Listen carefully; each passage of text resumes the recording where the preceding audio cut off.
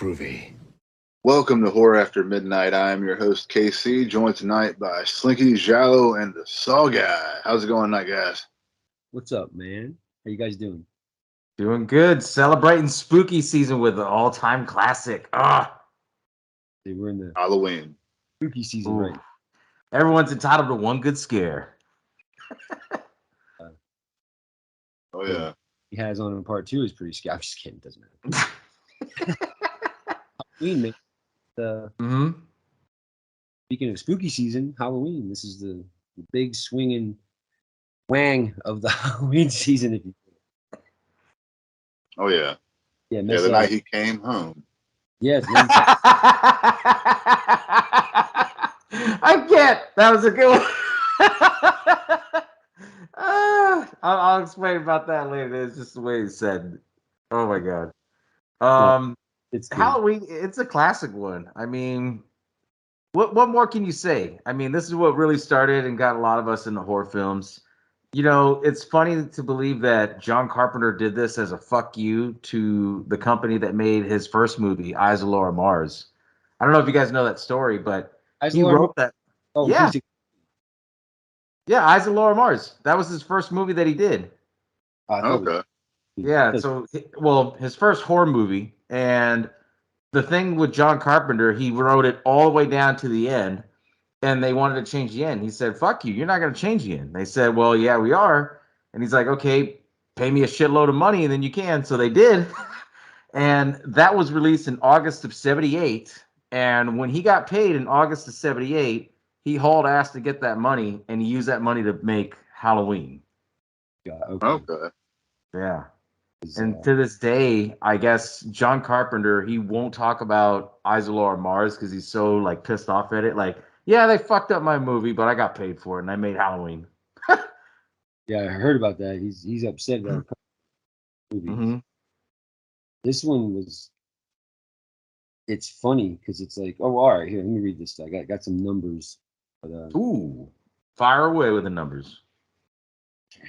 Gangbusters all day. Let's see. Halloween is a 1978 American independent slasher film directed and scored by John Carpenter. Co-written by producer Deborah Hill. The film stars Donald Pleasance and Jamie Lee Curtis. Role. PJ Souls, Nancy Loomis. Let's see. Set in the fictional town of Haddonfield, Illinois, plot centers on a mental patient who was committed to a sanitarium for murdering his sister on Halloween night. As 15 years later, he escapes and returns to his hometown as he stalks teenage babysitters under pursuit by his psychiatrist, whatever Dr. Loomis is doing. Yeah, that's his. Ahab. Let's see. It was released on October 25th, 1978, with a budget of $325,000. Woo! That's not a lot of money in the scheme of things. Well, in 1978, that's like close to $1 million. Box office, it pulled in $70 million. Ooh, shit. Now it's hard to gauge some of that because Halloween, it's been shown in the theaters. It's one of those movies. I don't think they ever stopped showing it in theaters. Yeah. Yeah. But there's some Halloween right now, I guarantee you. But yeah, this one set a lot of stuff up. I think it was the most successful independent film up until I think Blair Witch came out. Yeah. Oh. I could see that. Yeah, it's also what they based Friday the 13th on. Mm-hmm. This movie's like this. It's no joke, man. Off. The Titan. Off. I don't know how many times. It's kind of a sequel to Black Christmas. Just saying. That's just I love Black Christmas. But like this movie's. I mean, I don't know. Every Halloween, man. TV. Oh yeah, they had it on the other day. They had like a whole marathon, the whole series on AMC. Yeah, first impressions. Like, when did you guys like? It's hard to say stuff about this flick that hasn't been said Or I mean, it's iconic. It's whatever. When did you guys first see it? When were you guys first exposed to the madness of Michael Myers? Ooh, so that started for me back. I was about 4 or 5, and this was, and I've missed this tradition. They used to go to the local mom and pop video stores, rent 5 movies for 5 days for $5. Yeah. And oh my God, we would always get The Shining, Fright Night, Halloween, and whatever that we could that they had available.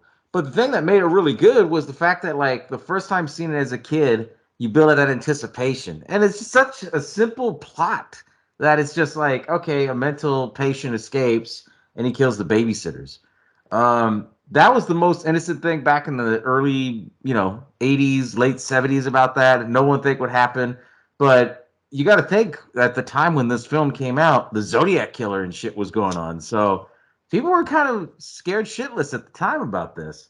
But when I first saw it, it scared me because of the fact of how menacing Michael was with that nothing expression face, and you hear him breathe, just that was the creepiest fucking part. And the fact that he just, the sound that John Carpenter did, because he did the music, just like the bang, like during the kill scenes, iconic. Scared the shit out of me. This is definitely one of those movies. If you take the soundtrack away, it loses some of its impact. It loses a lot of its it's just the music is a lot to this flick, especially when you said about him breathing. It's creepy shit, man. It's really creepy stuff. Like, Oh yeah.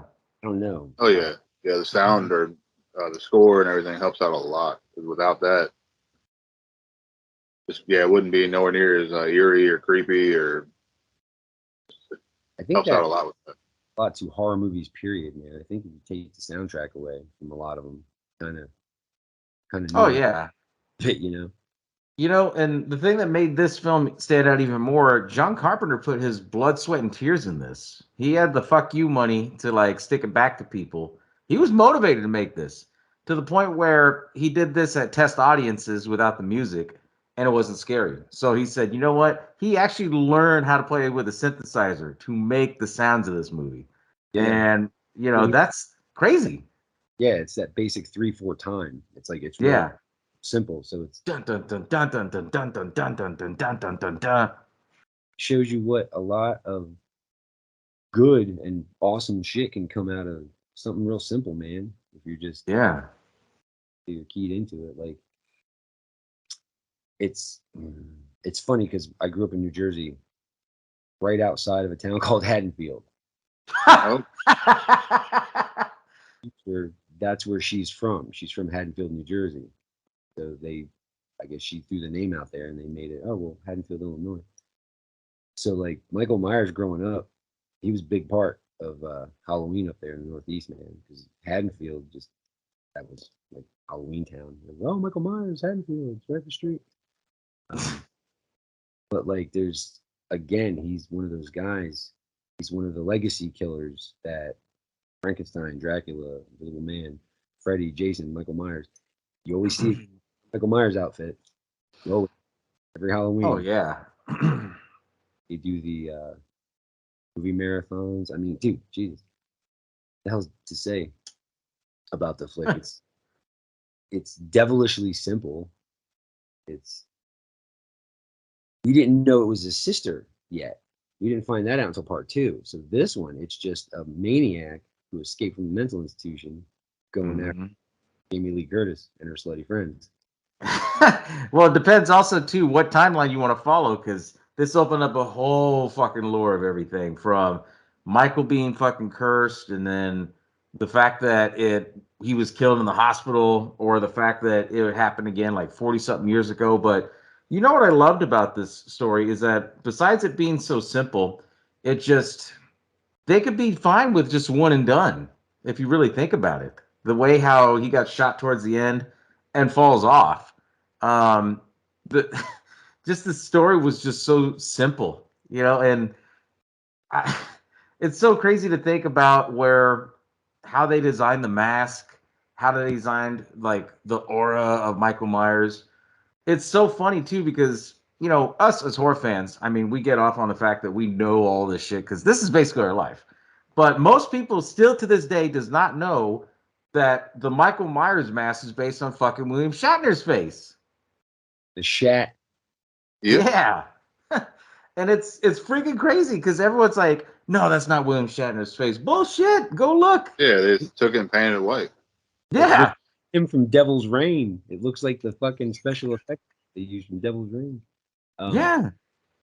Because what is it? I think the first mask they were thinking about using was a clown mask. And Yeah. the pop department put it on. Everybody's like, "Oh shit, yeah, it's scary." Ooh. Put on that William Shat mask, and it was like, "Oh, fuck, that's creepy." That says a lot about William Shatner. Yeah. It does, you know, and it's crazy how like this film was put together and they did it on a shoestring budget, even though it was only 300 something thousand. That was a lot of money, but it was all done for the camera work. It was all done for, you know, marketing purposes. But the fact that they used their own clothes to be the wardrobe, the fact that they filmed it in Pasadena, which a lot of the landmarks are still there. So the hardware store is still there, the Meyer House, the Strode House is still there. But funny thing is, they barely put up the Strode House for sale on Zillow, and it still looks the same in the inside. It's ridiculous. But it's this movie. There's, like you guys said, there's nothing more that you could say that's not as iconic on this, you know, because this is what really started it all. Oh yeah, absolutely. This I was gonna say, because when you were mentioning about Indy, they had leaves in trash bags that they were throwing around on the yards and stuff because California and Pasadena, ball's not like a big thing. Down here in Florida too, it's like, oh no, we don't have seasons. Yeah. Kind of chilly. But yeah, it's incredible what came from this movie. Like, Oh yeah. Oh yeah. Like all the 80s slashers basically like that started with this film. So like I mean, Mm-hmm. not to be so cutthroat or shitty about it, but that the vast majority of the slashers, man, during that cycle are fucking Halloween clones, man. Like, Yeah. you know, just call it like it is. But it's I don't want to say this in a bad way, but it's like Halloween's like a real film. You know what I mean? Like it's a real legit movie because it's beautiful to watch.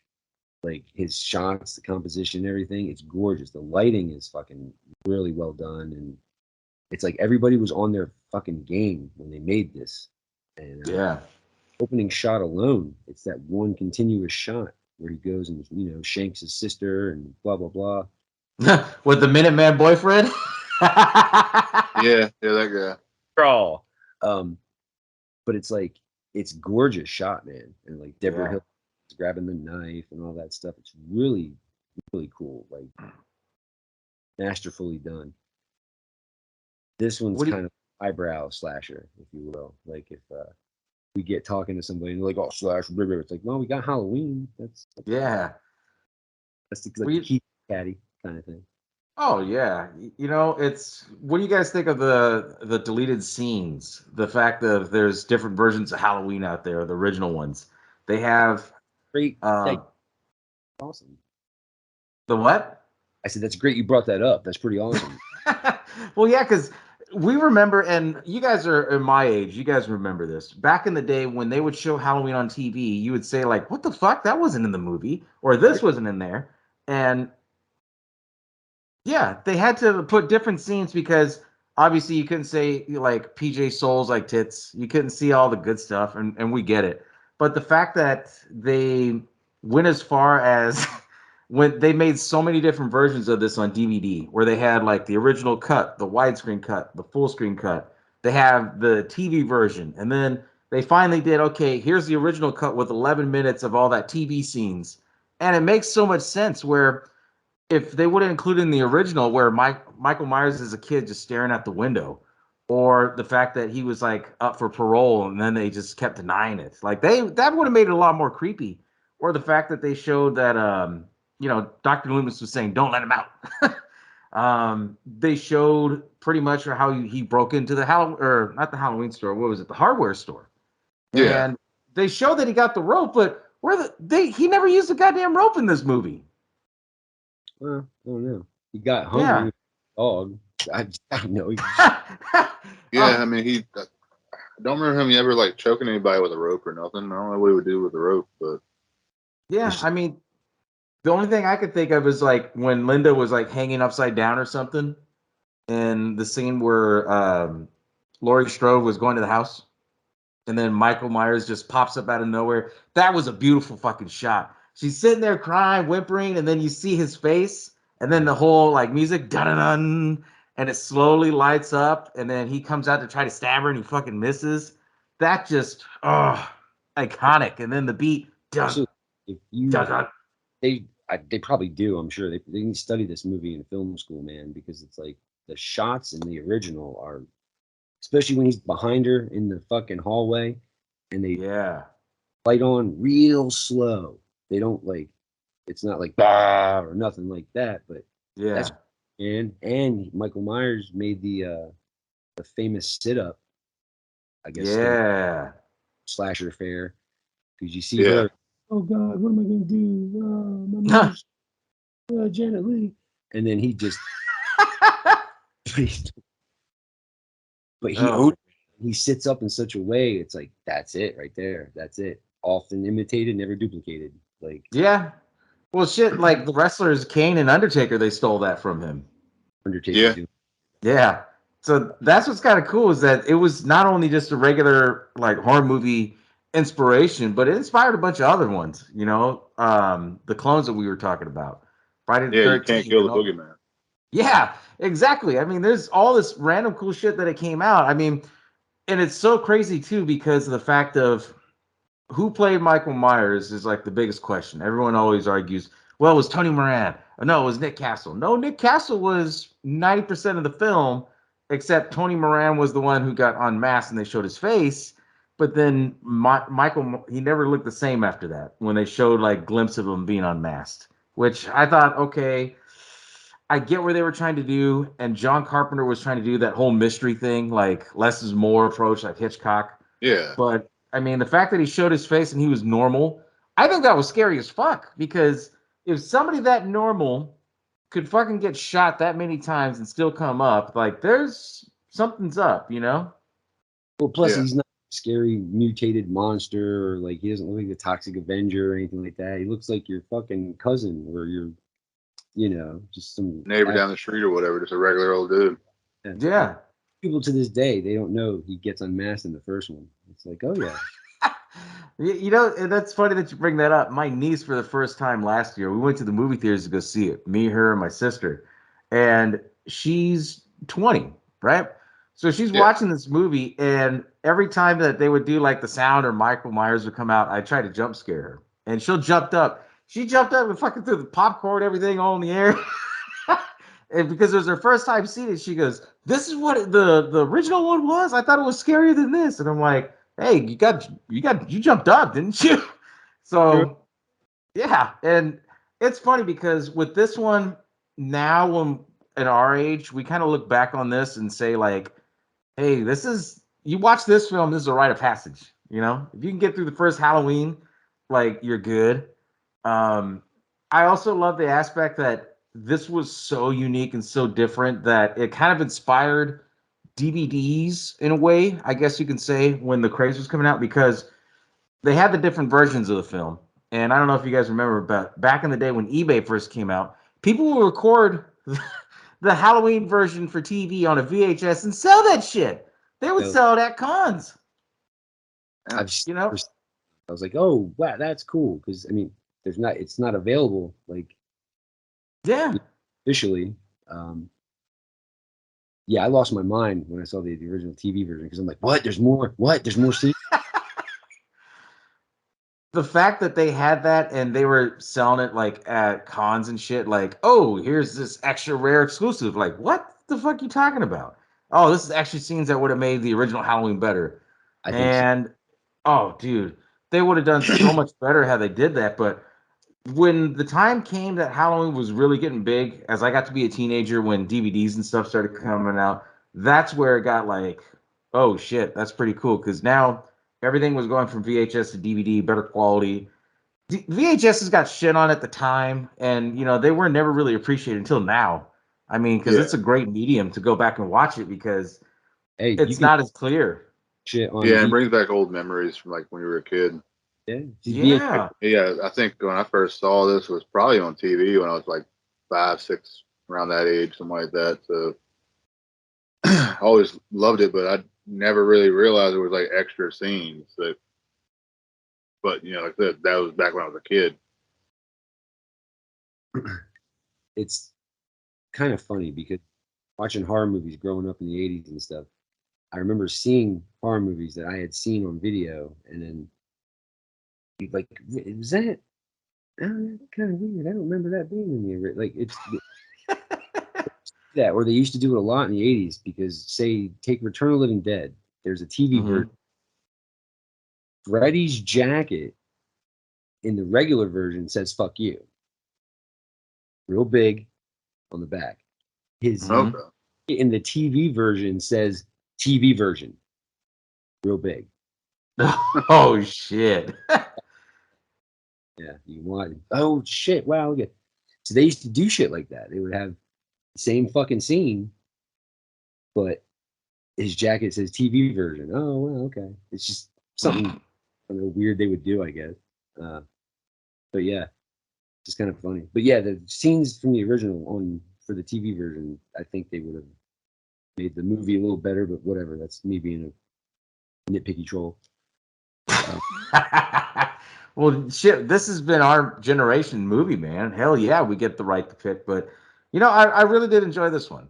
Out of all of the, like, I know we do our ratings and stuff. If I have to give this a rating out of 5 stars, you got to give it 5 stars because of the fact of how simple the plot is, the music, the way they built it, and the fact that it's still being used as a genre like 45 years later. They just celebrated 45 years a couple of days ago. Yeah. It's insane.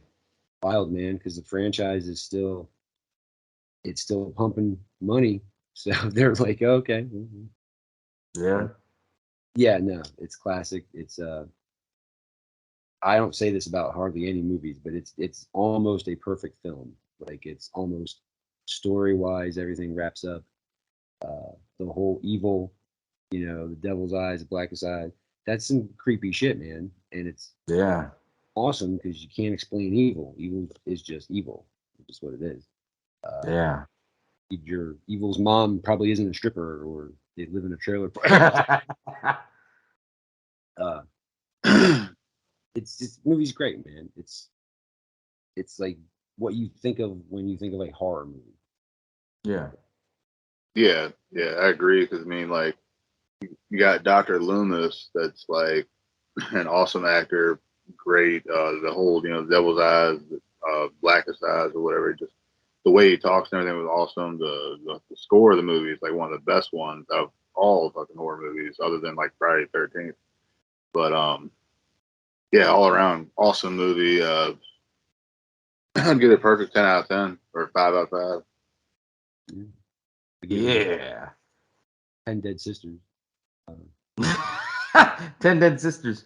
Well, I mean, you had some really good actors in here that kind of built up their name. You got Jamie Lee Curtis, PJ Souls, Nick Castle. He became a really big stunt guy after this movie. John Carpenter, of course, Deborah Hill, Tommy Lee Wallace. You'll probably remember that name later on, but he was a part of it. So Tommy Lee Wallace. He directed a bunch of horror movies.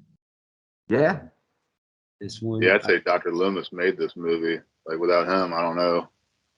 Oh yeah. And he did this movie because his daughter liked Precinct on 13. That's what he said to John Carpenter. Yeah.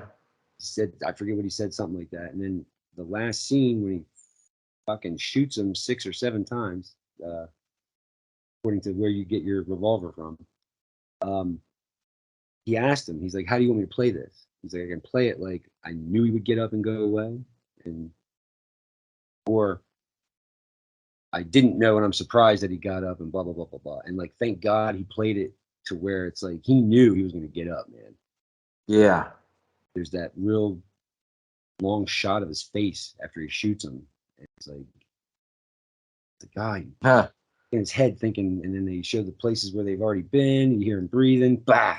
Oh, Excellent. dude, And and not one to be fucked with. Excellent. yeah, one and done, man. I would have been cool with one and done. Yeah, yeah.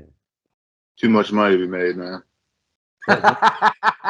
Exactly, but I mean, woo! I hope we stay on this Halloween bender because I mean, I'm excited for Halloween. Are we going to be looking into the sequels? Yeah. Why the fuck not? Because I mean, dude, I watch Halloween. Ooh, I watch them together. Like to me, that's one long ass. that's one big ass movie. Oh, Yeah, 1 and 2 is like bread and butter. I mean, bread and butter, gravy and biscuits. Yeah, no, I'm excited because it's Oh yeah.